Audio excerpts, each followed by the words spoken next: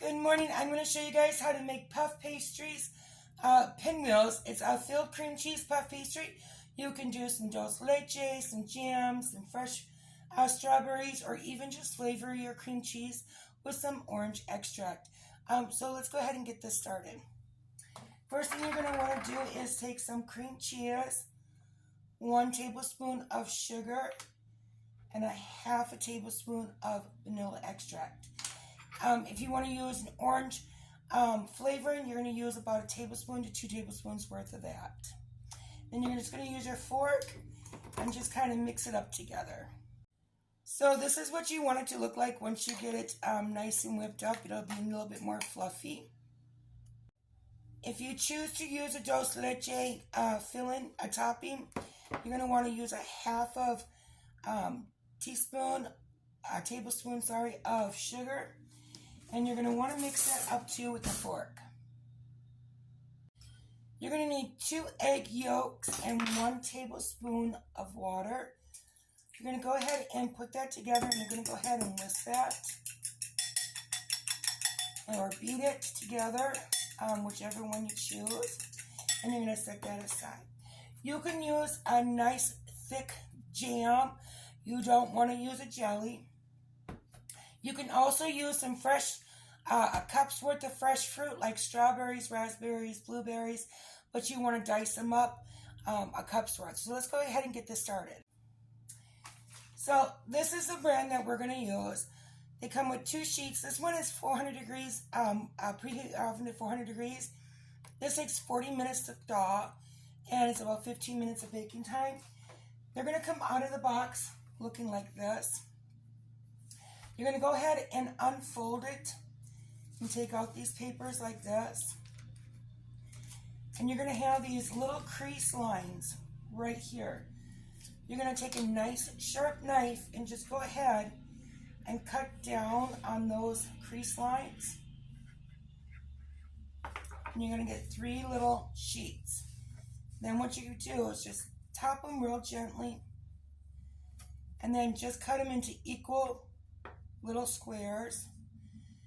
So you have 9 little squares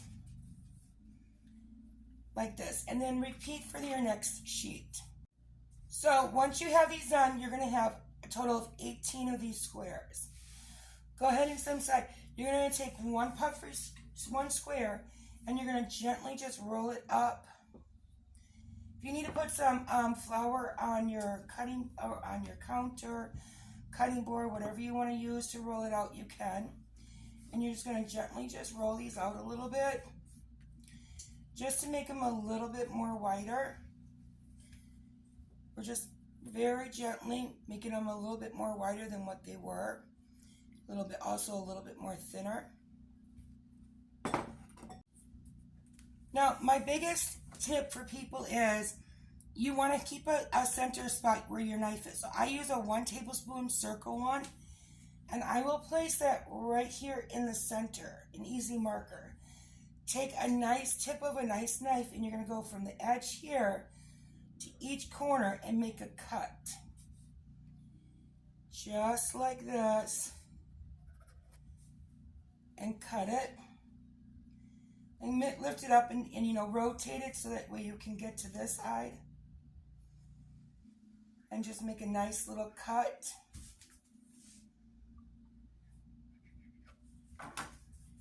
Like this.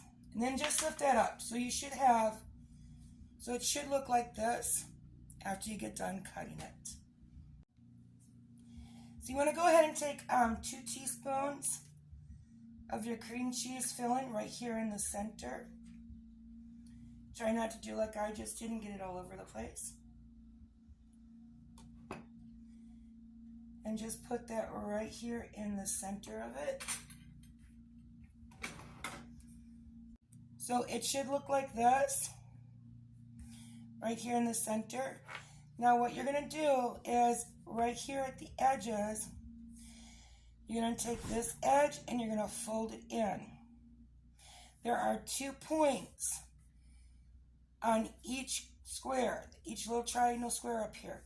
You're going to skip this one that you folded down. You're going to go to the next one. And you're just going to tap that down. So you're going to skip this one and you're going to go to the next one.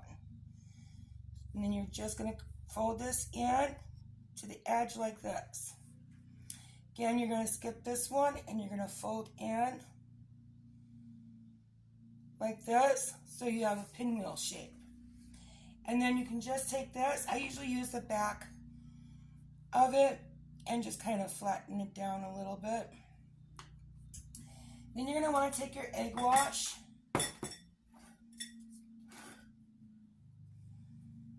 and egg wash the edgings of them.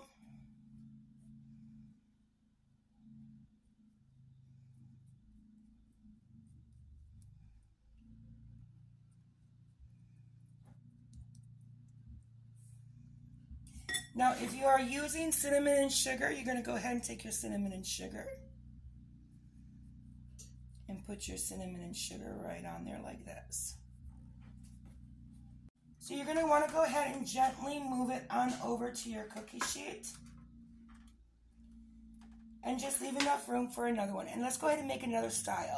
Okay, so we're going to put another square down and we're going to go ahead and gently roll this way.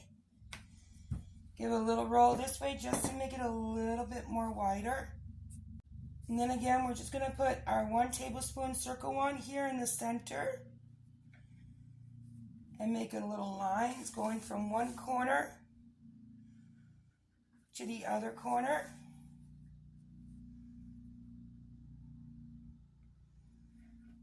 Just making sure we leave a nice about 1.5 inch worth of a square here for our filling. So another way you can do this, then you can also put your egg wash on the edges here. Before you put your filling in, you can put egg wash on your edges here. Alright, so now if you are going to put an extra filling, like say some dulce leche, or some fresh fruit, or some sweet condensed milk, or some jam, you're only going to want to use 1 teaspoon worth of the cream cheese. You're going to want to kind of flatten that out a little bit on the bottom. And then you're going to want to take a 1 teaspoon, and then you're going to take 1 teaspoon worth of that other filling that you want, and you're going to go ahead and place that right there on the top of it, just like that. So again, you're going to fold the edges in just like you did on the last one. You're going to take that corner here and you're going to pull this in. You're going to skip this corner and you're going to do the next corner. So every other corner, you're going to fold diagonally in to the center to form a pinwheel. So now if you want to put some cinnamon sugar on, whoops, I forgot the egg wash. First, put the egg wash on the parts that did not get any egg wash. I was out there shoveling. My mind is just go ahead and put that cinnamon sugar only on that beautiful egg wash part and transfer that to your cookie sheet. Okay, so these ones are all assembled, so we're going to pop this batch in the oven and we'll be back. Alright guys, so these are the ones that are out of the oven that we're going to put powdered sugar on. So you just need a little mesh strainer. And you just put a little powdered sugar in it. And just take your hand and just tap it over it. And give it a little bit of a tap and let it snow. You can put as much or as little powdered sugar on it as you want. That one kind of got a little bit too much on it, but we won't talk about that. So those are the ones with the powdered sugar.